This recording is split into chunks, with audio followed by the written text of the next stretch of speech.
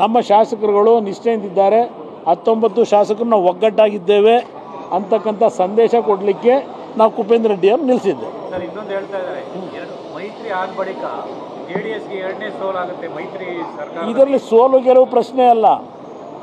ಇಲ್ಲಿ ಮೈತ್ರಿ ಆದಂಥದ್ದೇನಿದೆ, ಲೋಕಸಭೆ ಚುನಾವಣೆ ಇರ್ತಕ್ಕಂಥದ್ದು ಅಖಾಡ.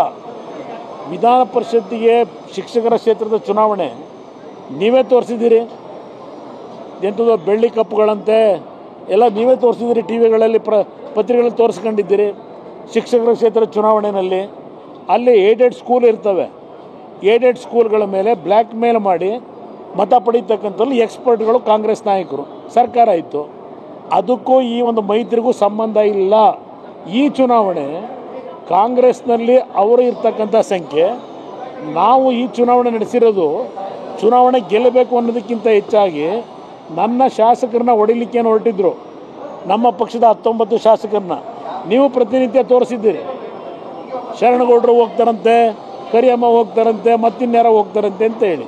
ನೀವು ಪೋಷಕರಾಗಲು ಕಾಯುತ್ತಿದ್ದೀರಾ? ಚಿಂತಿಸದಿರಿ. ಓಯಾಸಿಸ್ ಫರ್ಟಿಲಿಟಿ 90,000 ದಂಪತಿಗಳ ಜೀವನದಲ್ಲಿ ಸಂತೋಷವನ್ನು ತಂದಿದೆ. 7825893601ಗೆ ಕರೆ ಮಾಡಿ. ಅತ್ಯದ್ಭುತ ರಿಯಾಯಿತಿ ಪಡೆಯಿರಿ ಹಾಗೂ ಎಲ್ಲರಿಗೂ ಗುಡ್ ನ್ಯೂಸ್ ಕೊಡಿ. ಇದು ನಮ್ಮಲ್ಲಿ 19 ಜನವು ಒಂದು ಧ್ವನಿಯಾಗಿದ್ದೇವೆ ಅಂತಕ್ಕಂಥದ್ದನ್ನ ಅವರಿಗೆ ಸಂದೇಶ ಕೊಡಲಿಕ್ಕೆ ಈ ಚುನಾವಣೆಯಲ್ಲಿ ಕುಪೇಂದ್ರ ರೆಡ್ಡಿ ನಿಲ್ಲಿಸಿದ್ದೇವೆ.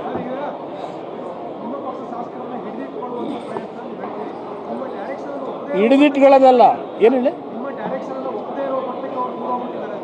ಯಾರು ಹೇಳಿದಾರೆ ಇವತ್ತು? ಕರಿಯಮ್ಮ ಏನು ಹೇಳಿದ್ದಾರೆ ಇವತ್ತು? ಏನು ಹೇಳಿದ್ರು?